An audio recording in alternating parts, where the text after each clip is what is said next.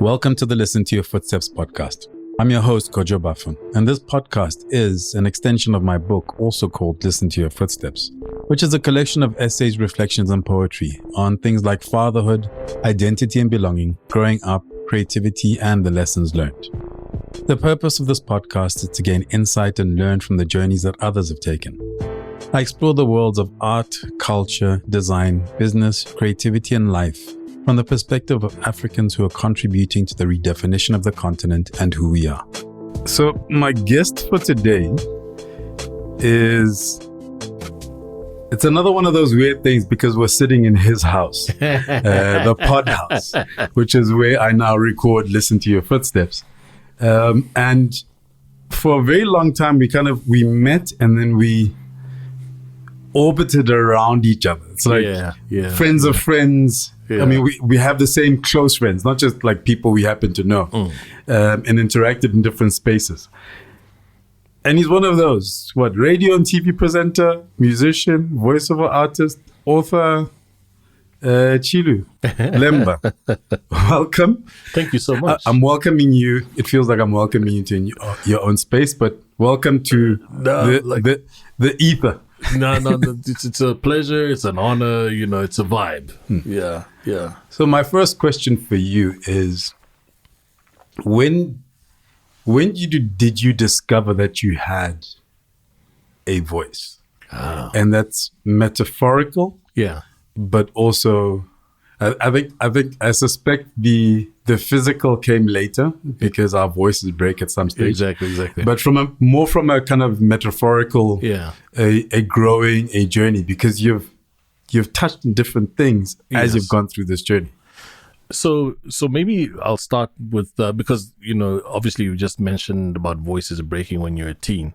And initially, it's one of those situations where I was at boarding school, and at the age of, 12, 13, 14, you'd have guys who were cool for certain reasons. So you'd have the athletes, you'd have this, and you'd have that. And I remember somebody once saying, like, apparently I was one of the cooler guys because of the way in which I talk, the cadence or whatever, So from that point of view, that's what happened. But then later on in life, I remember having a conversation when I used to work at radio in Zambia with a guy called Howard Mkoma, who was like a fellow radio presenter. And I was saying to him, it's cool to have a big booming voice, but people really appreciate a big booming voice which is making sense. We're a guy who's kind of reasoning about issues, or a guy who, voice that has soul. And that's kind of where I think over the years I've kind of, gravitated to. Sometimes, I've said stuff which sounds intelligent, might not be, but because of the fact that I acknowledge that if you anchor those two things, it's like like when you listen to Kojo, he's got like this weighty baritone, but it's making sense, you know what I mean? So you're known for having grounded conversations and stuff like that. So I think essentially when somebody kind of thinks of me, voice has many pockets to it, or it has, so some guys associated with being my moneymaker. Well, other guys just kind of like, I like the things that you talk about, when I'm in spaces like on my own podcast, etc.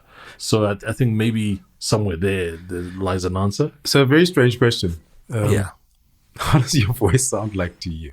So, and I ask that because if you haven't, so we're sitting here with headphones on, but the first time I got to hear my voice was when I started doing poetry. Oh, and it was also the kind of the slightly higher end poetry sessions. Because generally poetry sessions, there was no monitor, right? Yeah. So literally you're hearing your voice come through the speakers. And it's a little strange. I got comfortable with it off monitors. Oh, okay. Because in essence, what we hear, our voice in our heads is never what everybody else hears. Exactly. Which is why most people, it's always strange when you hear yourself being interviewed. Yeah. Because no, but I don't sound like that. Yeah. But you work with your voice. Yeah. So you have to have some kind of understanding of how I'm hearing it.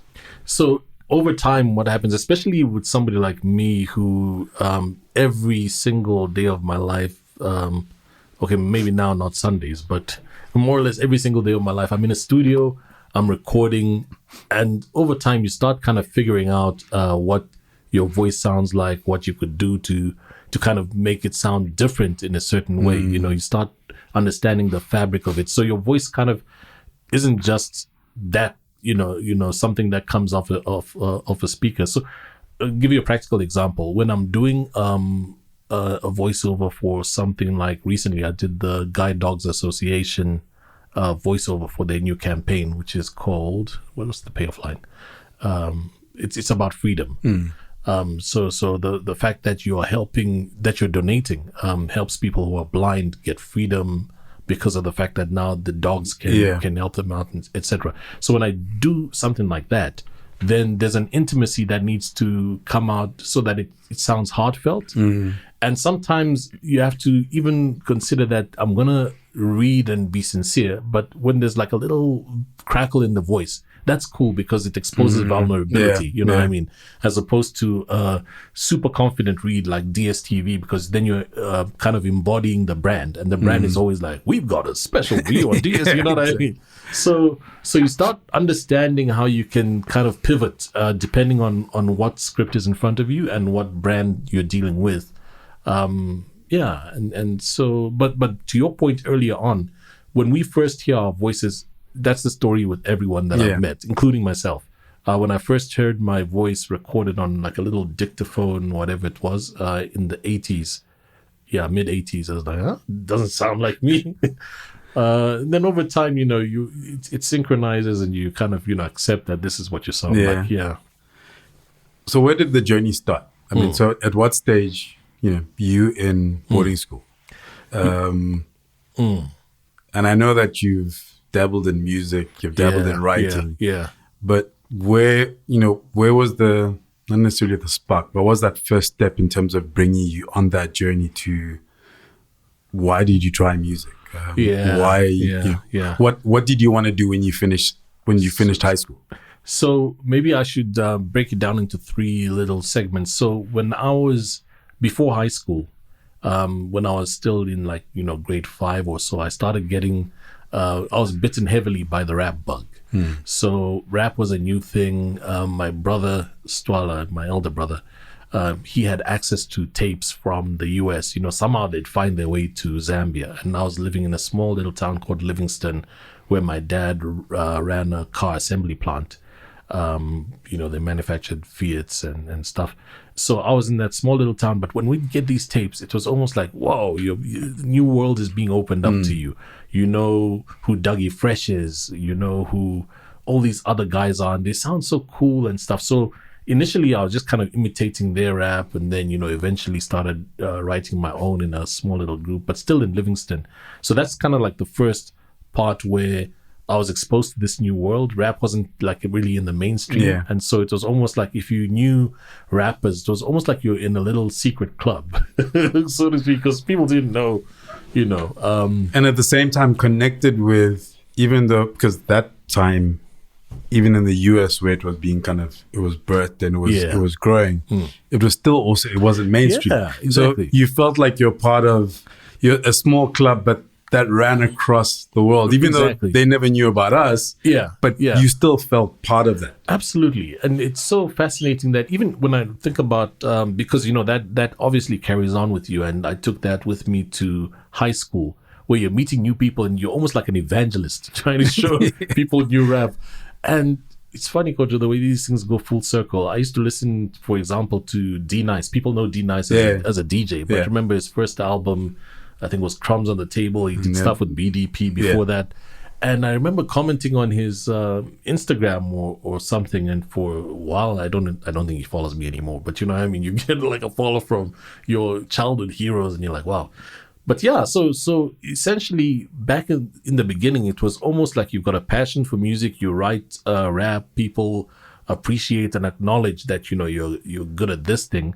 You start recording it, and that's all I saw it to be. I saw it to be me rapping and potentially later on blow up as a rapper. And then obviously when you kind of at some point in life, with me it was like maybe in 95, 96, when rap isn't making money, when it starts looking like, okay, you're making an impact, you've done amazing stuff. The first song which had vernacular lyrics in English that played on radio in Zambia is a song that I wrote when I was 17. Wow. And, it's I've written about it in my book and whatever.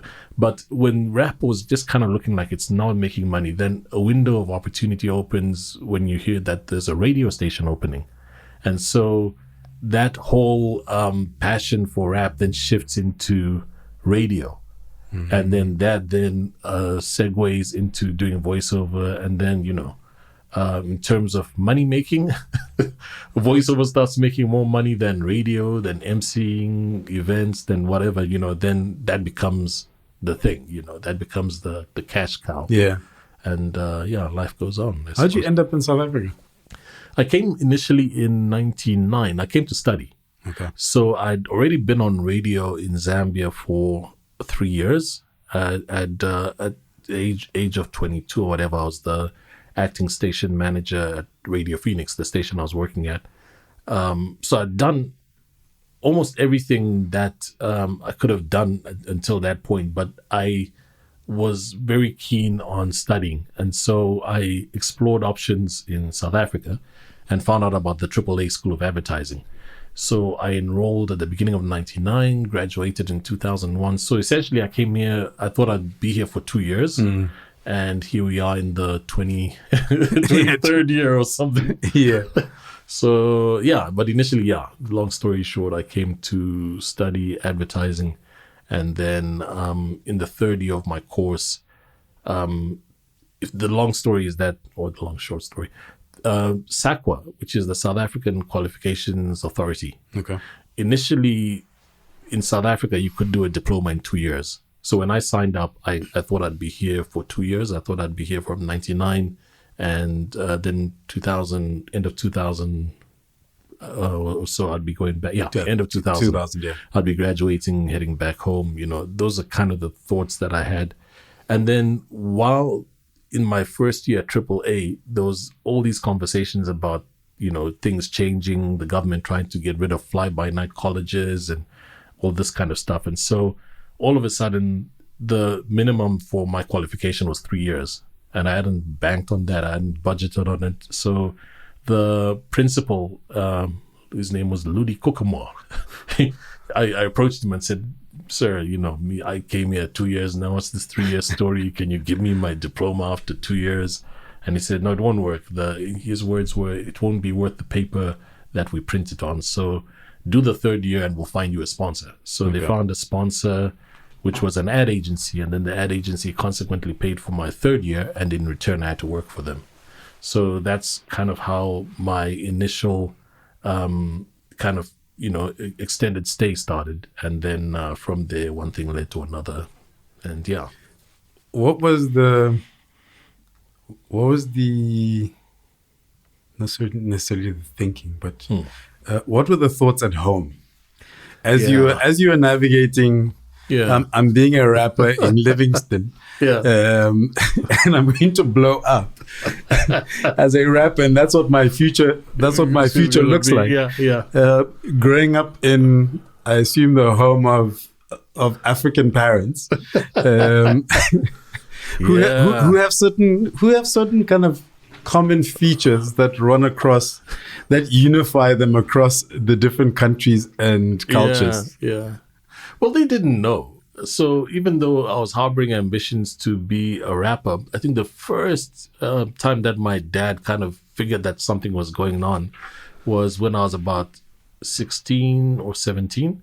So what had happened is there used to be a place in Lusaka called the Olympic swimming pool. Really run down, nothing Olympic about it. But so it had a kind of like a building within the premises, and the building rooftop sometimes acted as a stage, meaning that if you were driving past Olympic swimming pool and somebody was on the stage, from your car you could see who it was on there.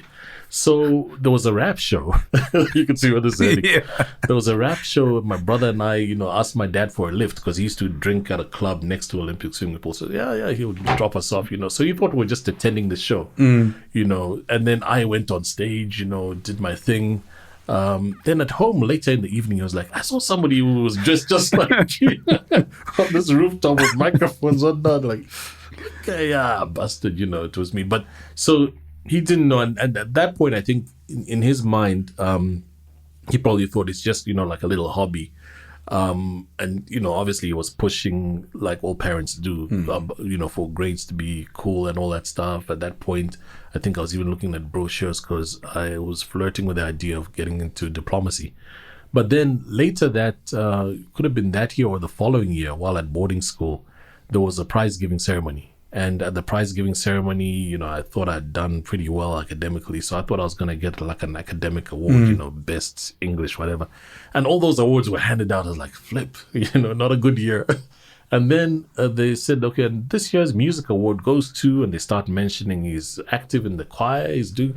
So I'm like, who's this guy? And then after a few sentences, you hear murmuring like, Chilu. I'm like, oh, flip, yeah, Chilu Lemba. So I go up and get this award, and I'm half pleased, but half embarrassed because of what you just said, because parents, you're thinking they're spending a lot of money to get you to this school, and, you're coming back out with a music award. So I was conflicted at that point, and I think it registered in his mind that there might be something there. So I remember once after those two events, I was in the car with my late dad. We're doing like a road trip, and he started telling me about a guy in the US who's doing well musically. He was talking about Level M with a production called The Lion King or whatever. So I think he had started kind of figuring out, like, if this guy is going to go this route, let me arm him with some examples of, what could be. So I think, eventually, I'm sure he was cool with it. My prize giving story, I was, captain of the school, like my house, schoolhouse. Yeah. And I think was that in Lesotho? Yeah. And I think I was unicorn. We had Phoenix, Griffin, Dragon, and Unicorn. Okay, yeah. So I was unicorn. I think it was my last year of school. Yeah. So we have the big prize giving at the local hotel. Everybody's dressed up. Yeah. And I was sitting next to a friend of mine, Renu Babu. Yeah. And Renu tended to win all the academic awards. Oh, okay, yeah. I think this was actually for my Form 5. It wasn't for my Form 6. And so her and I are sitting next to each other. Like they call names and you keep shifting down. Like you keep moving down the line. And so her and I are chatting the whole time. And then, best in English. Then she goes up and she comes back. Yeah. And best in mathematics. She goes up. And every time she comes back, I'm like, yo, man, dope. We're having a conversation. Yeah. And then it's like, okay, the sports award. So house of the year that won unicorn. So I go up as the captain, hold the shield. Yeah. And then sportsman of the year. Yeah. I get this tiny little trophy. It's like not even a 10 centimeter trophy. It's a sportsman of the year. That's the only thing I got. Oh, wow. You used to sprint, isn't it? Like I heard. I used to sprint and I used to play. I played most sports. Yeah. I mean, I was average at most sports, and then sprinting was my thing. Yeah. But I was the jock, as they say, in school. Yeah. And so we're driving home, and I'm sitting next to my father, and I'm holding my little trophy, quite pleased with myself. And my father says, says something like, so the girl sitting next to you. I'm like, yeah, Renu, like she's my friend. Like we've been, Yeah. I think she's from India originally. Yeah. And we've been from Form 1. Yeah. Together. Yeah. So I'm like, yeah, Renu. Like he was like, no, she got quite a few academic awards. Yeah, Renu dominates, man. and he says, so you don't feel what doesn't make you think in any particular way. It's like, I'm not knocking your your sporting achievement. But like from academic perspective, I'm like, nah, man. Yeah. Like I'm good. Like I'm happy for Reno. I'm happy for me. Here's my little trophy. Wow. No, but that's parents, man. That's parents.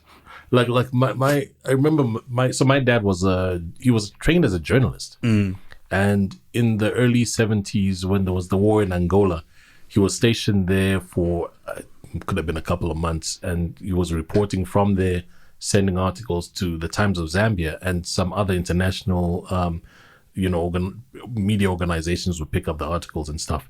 And so that was him. And then, my stepmother, who for, most of my life grew up under, she had like a degree in chemistry or, some stuff like that, So he always used to be big on this education thing. And he'd always say, like people can take away everything from you, but they can never take away your education. And that was like his, like his dad wisdom type thing. But in my situation, which you might not know as yet, is I didn't complete grade 12, the equivalent of matric. Yeah. So when I was in grade 11, a year before I was meant to graduate, Dad just went broke, and it was an expensive school. So we couldn't go back to complete the mission. So that's kind of, in a way, should have shut down a lot of doors, because now you're kind of trying to make it in life, but without any qualification. And that was my case. And so that's the reason why later on, like I mentioned in '99, I came to South Africa. It was almost like something burning inside you, like I need to get something, I need to get a qualification of some sort. And that's how I enrolled at the AAA. They didn't know, when I enrolled that I, didn't, because they're like, yeah, no, just bring your matric certificate when you come in for registration. Yeah, sure. Wink, wink, nudge, nudge. Yeah. Give a document from Zambia that kind of looks like one. Exactly. I should have thought of that. But it's interesting because then you seal it off, because after you get, because I got a higher diploma in integrated marketing communications, but after you graduate, then you can take that to Pretoria, and then the matric board will give you a matric exemption. Yeah. So which means you close off that little wound from earlier, plaster it a little bit. Yeah, it's always. I mean, it always fascinates me, particularly for those of us, let's say, from outside of South Africa. Yeah. This whole thing around education. Yeah. And how, it's like we got sold and bought into this colonial idea that education is the be all and end all. Yeah. And it has its place. So I'm not knocking it. And I was, to a certain extent, fortunate enough, but I also did not really have an option because my father was a lecturer. Yeah. At 15, I knew what I was going to study in university. Like there was no, okay, maybe you're going to go somewhere else. Like, no. Like these are the steps. I didn't need to go and do an honors. I didn't need to go and do a master's, but I'm going to do a degree. Yeah. And now it's interesting kind of watching, I guess, where we are globally, but also where we are in South Africa. And everybody chasing after like an MBA. Yeah. And like 10 years ago, when it started, my wife worked at a business school. And I remember looking and kind of going, eventually we're going to get to the stage where so many people have MBAs. You need a PhD to stand apart. Yeah. And I'm seeing guys now going out and doing their PhDs. Yeah. And I just did, despite the household I grew up in, and I always knew I was going to go to university. I literally did my undergrad degree of 3 years. Yeah. Guys were like, why don't you come back and do honors for a year? Yeah. And my father had businesses in Lesotho. Like I worked. Yeah. It was like, no, like there's work to be done. So absolutely. I left and I went and I worked. And since then, I've thought about a master's. At some stage, I was like, in the year 2000, this is when we're talking about like late 80s, early 90s. Like, because the year 2000 seemed so far away. It's in the year 2000, I'm going to be a millionaire and I'm going to go to, it was Harvard or Yale or something. So for me, it was Harvard or London School of Economics. Oh, yeah. Because I did economics, which my father did. Yeah. So, and I was like, I'm going to go as a full-time student. So I'm not doing the whole, by correspondence or whatever it is. And in those days, you enrolled as a mature student. So if you're over 20, I think it was 25, then you become sort of mature. Yeah, you're considered a mature student. And I was like, that was my plan. In the year 2000, I was going to be 28 years old. I'm like, I've made my money and I'm going to go and I'm going to do this thing. Yeah. And since then, I haven't found a reason to. I mean, my wife has worked at business school, and I've had opportunity to, like we'll organize you like a sponsorship and stuff, and I'm like, but why am I going to do it? I know. Like it's even. I mean, I started in, I think it was 2009. I thought like I'm going to do an honors thing at Vega, so I enrolled and I was there for I think 6 months.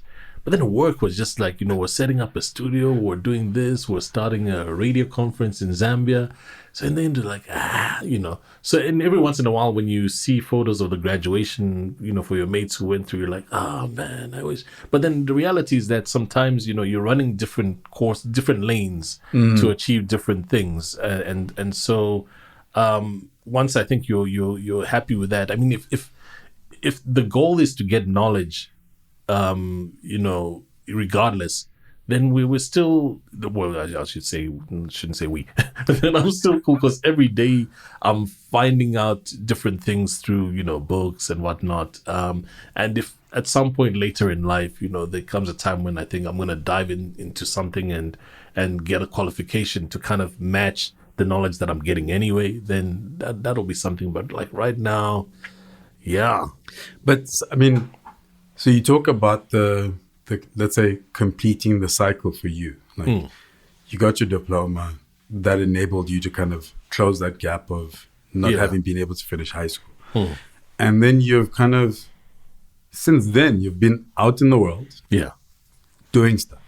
Exactly. You wrote a book. Yeah. You do voiceovers, like you're one of the chosen voices. And you do other stuff. And now you've had other business, but you have the pod house where, we're all coming in and more of us are coming in and kind of going, okay, let's record. Yeah. And, where you talk about the new interface on the mixer. We are right now recording. This is the first recording on this sound device, this Rodecaster Pro 2. Yeah. So and you talk about like you're waiting for somebody to drop off a microphone. And that is more, for me, that's more relevant. Yeah. Than you going and doing, you going and doing an honors or going and doing a master's. Yeah. You are listening to the Listen to Your Footsteps podcast, a podcast in which I chat to Africans from a cross-section of society and sectors, including art, culture, design, business, and creativity, to name a few. I delve into their journeys, the decisions they've taken to get to where they are, how they do what they do, and everything in between. Essentially, we go wherever the conversation takes us. Yeah, I think, and it's interesting because I've got a friend, his name is Trevor, and I remember the other time he was doing his MBA, and I was asking him like, why are you doing this MBA? And then he says, to earn more money. So I suppose in different fields, there's the relevance because you see an immediate reward for that. If it means a promotion, if it means. In my case, it doesn't mean much. So, is the wife going to promote you? Just because you come home with an MBA. Exactly. Yeah, and I'm always teasing, saying like, I already got one based on my last name, LEMBA. But it's one of those things. You're absolutely right. And if I do the thing later on, it'll just be like, for maybe the experience, maybe. Brother wants to get into politics. Not that I do, or whatever. Where they need or diplomacy in your old age. Yeah, or something of that sort. But like right now, it is what it is. I've got a question. Obviously it's your show, but I've got a question for you because you make me think. Your dad was a lecturer, right? And what I realized in my family when I kind of zoom out is that my family is filled with people who teach. So some of them are like, secondary school teachers. My uncle in Zambia is a lecturer at the University of Zambia, and, he's a well-known guy. People always asking me if Dr. Lemba is my dad. But I realized that within the family context, there are a lot of people whose mission, almost like from a genetic point of view, is to teach, and Well, I might just kind of be speaking googly goo, but I don't know if it's the same. If you find that sometimes it's something that goes through the family, where you can see like us guys in a way are teachers. So in my respects, for example, even though I'm not like a lecturer, but I teach a lot of guys. You know, what I mean, I'm teaching voiceover type stuff. Now I've started doing it on YouTube. We set up the Lusaka Radio Summit, and it used to be so fulfilling, to just kind of see people, that knowledge exchange, between guys coming from SA and Zambia and whatnot. So, yeah, sometimes I feel like it's part of your DNA, even if you're not a teacher in the truest of senses, I don't know. I was having a conversation with my son the other day. And it was an extension of a conversation that we'd had before. So in 2019, I went to Ghana with my family, and we spent a month there. And so for about 5 days, we went to a small town outside of Accra called Kokrobit. And we stayed at, it's like a beachside resort. Okay. But we're sitting in like a little veranda on one of the chalets. And there's a fishing village nearby. So the fishermen kind of go out. Yeah. In these long wooden boats, which they row. Yeah. And we're all sitting there with friends, and we're watching this boat go out. And I actually wrote about it in my book. And I was looking out there, and eventually I was like reflecting. I said to my son and my daughter, I was like, you see that? They are 2 generations from that. Because my grandfather, that's what my grandfather did. Like my grandfather was, as far as I know, a fisherman and small-time cocoa farm. Because 1800s, early 1900s. My father was born in 1935. So my father was born in colonial Africa. Yeah. My father was first generation educated. And as first generation educated was, I would say, by sheer force of his personality and maybe fortune at various stages. Because he was on his own and ended up getting a scholarship to go to Germany for a printing apprenticeship. But while there, then hustled scholarships to eventually go and study economics. Wow. And then become a lecturer. Yeah. So, literally I'm second generation university educated. Oh, yeah. So there's not, particularly because my father was, as far as I know, an only child. So we don't know, and we have uncles and aunts and cousins that are, it's like my father's first cousins, or they're Buffers. I mean, Buffers, it's a known name. So it's a very Ghanaian name. Yeah. So I don't know. I mean, I can't track it like that. Yes, I see what you mean. Yeah. But to a certain extent, my father was always a teacher at heart, and he left lecturing when I was 11, 12 and went into business. Yeah. But teaching was still very much a part of who he was and what he did. And, if he could have gone back, he would have done that. And he still lectured in different ways. Yeah. And funny enough, at some stage in my life, I actually lectured at Damlin. Oh, okay. So I did because my wife used to work there. So I found the opportunity so I did at Damlin and Braamfontein. I lectured, I think it was a certificate in office administration. Oh, wow. And then in Randburg, I did 1 year, I did the Principles of Management module. And then the other year, I did Principles of Marketing module. That's fascinating. And it was like, now that I'm older, I could actually live.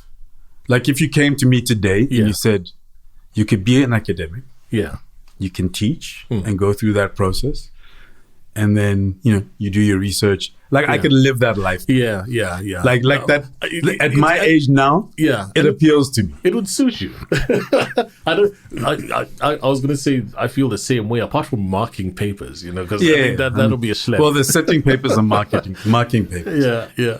And one of the most uncomfortable experiences I had was my first test for one of the modules that I did in Randburg.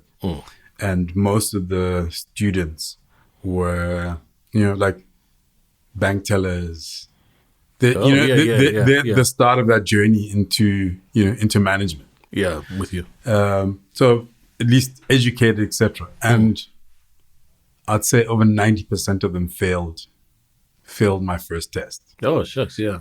And I think you know how it is. Like when you work, when your living is based on your ability and it's directly connected. It's not a business, it's not a team. It's like if you start to doubt yourself, that has an impact on literally your entire life. Exactly. Yeah. Because it's you and your voice. Yeah.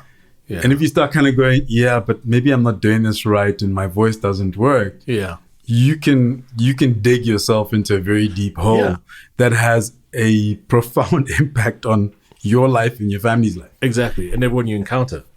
And I wanted to quit after that. Yeah. Wow. And it took having conversation with one or two people where they kind of went, it's not you. Yeah. It's not how you're communicating the information. Because I was just like, then I'm teaching badly. If they're failing, I'm teaching badly. And it's like, no, it's their first test and this tends to happen. And also because they come from this space. So I was the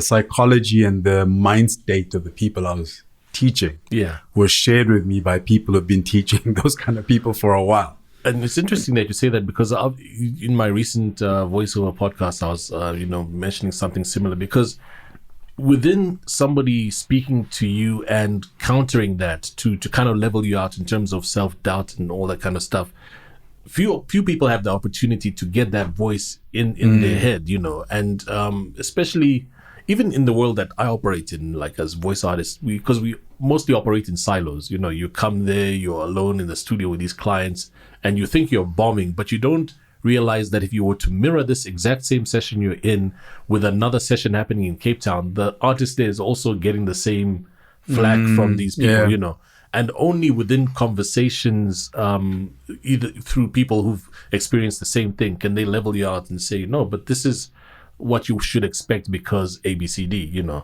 and I think it's tied to what, like I don't do voiceovers. No, and it's very distinct because of 3 experiences I've had. So I've had 3 experiences over an extended period of time, and I'm just like, do you know what?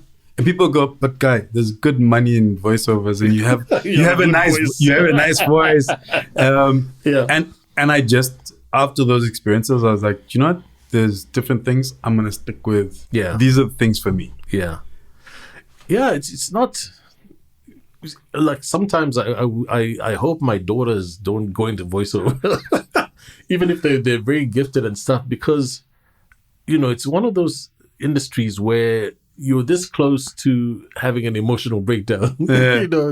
Because it's an industry where every day you're meeting people who are directing and you don't know where they're coming from. You don't know if they've had a bad day, and all of a sudden you're the hired help for the day who they can vent and put their frustrations at for 30 minutes, and spew their cruelty onto and stuff like that, where I think, people don't, there might be good money. I mean, I'll give you a quick example. 3 days ago or so, we had a session here at the Pod House where a person came through and all I had to do was just, make her comfortable in the booth. And then a studio in Cape Town took over because they were able to connect with us through a platform called VST Performer. So she's in the booth and I can hear the client come on. And the first thing that they say to her is, okay, so let's set this up. Yesterday we did the session. Our client didn't like it. And we tried to get artist A. They mentioned the artist by name. And that person wasn't available. So today we're dealing with, and then they mention our artist who's in the booth. And so all of a sudden you're thinking, but they've just destroyed her, because now you're making her feel like she's the third option. You're giving her the pressure because this thing never worked yesterday. So now she's under pressure, obviously, to perform. And the guy didn't even say her name right. He mispronounced it and butchered it. So I'm like, they've just set her up. They've messed with her psyche already. And for the first 10 minutes I was listening in, she was bombing. And, I want to send positive energy to her. But, it's one of those things. And, when she left, I was so keen to just say, hey, they did you wrong in there today. Yeah. But, So, the pod house. Yeah. What's kind of behind the pod house? So the pod house, this is the second kind of go we've had at having a studio. So we had a studio in 4 ways previously, which was geared towards post-production and music and those kind of things. That was like 2011, 2012. And it went well for a period of time. And then, things just didn't go well. I wasn't, there all the time. And a couple of deals went wrong. So I said at that point, we're not going to do a studio again, but here we are. The motivation was the house that we're in right now. We've owned it since 2004, my wife and I, and we lived here for a bit. And then we've had tenants coming in, coming out, and it's gone well. But then during COVID, we found guys had excuses for not paying rentals on time and whatnot. And at that point, I was recording from home, but I thought, it's ideally situated. The actual house, it's close to the kids' school, whatnot. I can set up my studio there. And also, at that point, we're doing podcasts with, Zubs and all the podcasts that we're doing. We're always having to find a space and whatnot. So I thought, we can combine my recording plus content creators, missions, and just put it in this space. Yeah. And this is what's come of it. So this is, that's the story in a nutshell. So you work with your wife? I do. How do you work with your wife? I know we've had this conversation before, but I actually want it on radio because so there's an expression in Sesotho, which is like ho tseba haholo, which is like to know too much. Oh. To a certain extent, it's like a know-it-all. Right? Yeah. But one of the things that I realized is that my wife and I are both know-it-alls. We do know something, but when we try to work together, there tends to be kind of a clash. Yeah. Unless we're working on two distinct things. Yeah. And generally when she's the more senior one, then it works. Yeah. Like we did something for a client, but the client needed a video. Yeah. So they needed a video done, interviews done, etc. I took that over. I found the production crew. I eventually even produced the thing myself and did the voiceovers and did all of that. Oh, nice. Yeah. But it fit into the broader thing. Yeah. So I could just focus on that. And that's the only time where I think working together works. But that's exactly, I think, how we work.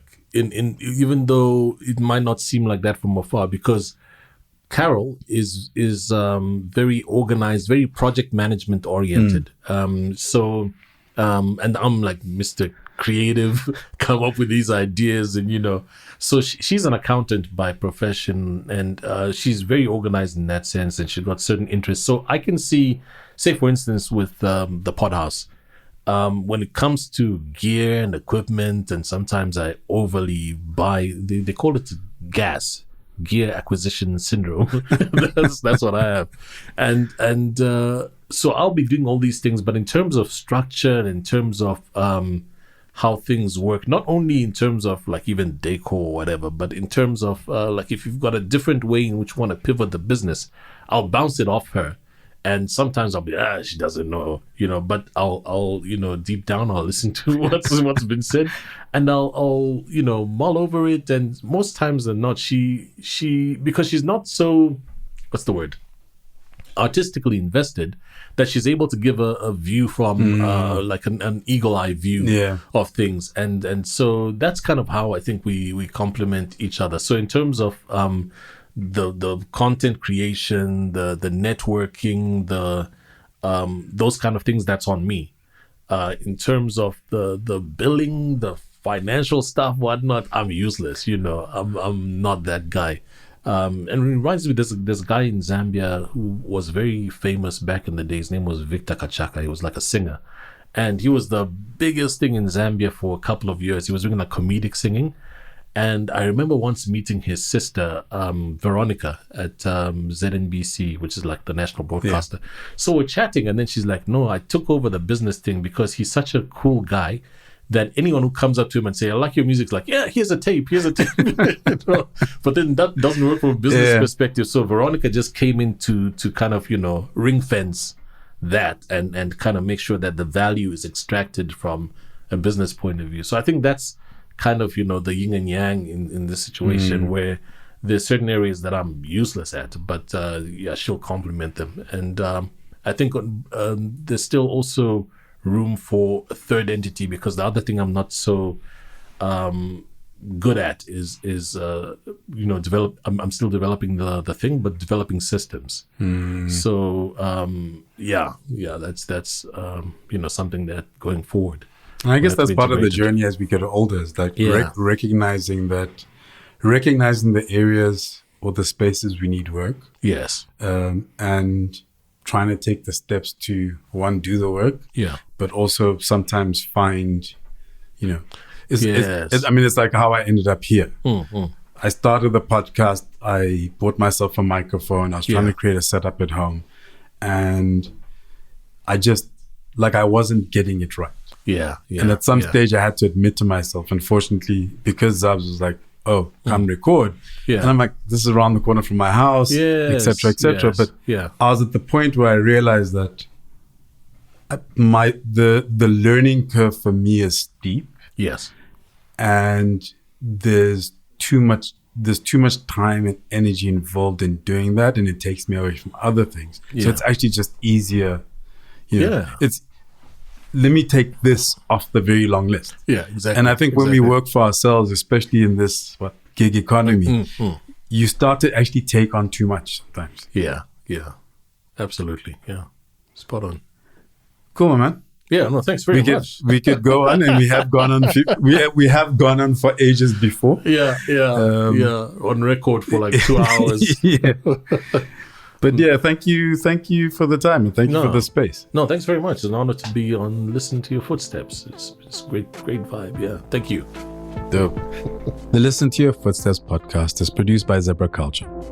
If you have ideas of what we can do better, people you'd like us to have a conversation with, or would just like to share a thought, you can email me on info@zebraculture.com. To check out past episodes, go to kojabuffer.com/podcasts. And if you enjoyed this episode, please share with a friend. If you'd like to get a copy of the book, Listen to Your Footsteps, check out kojabuffer.com/book. There are details on the various spaces it's available at. I'd also appreciate it if you could leave a review or comment wherever you listen to your podcasts.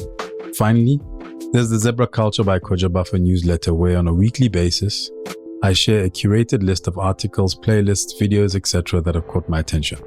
Thank you for listening. I hope you enjoyed listening to the conversation as much as I enjoyed having it.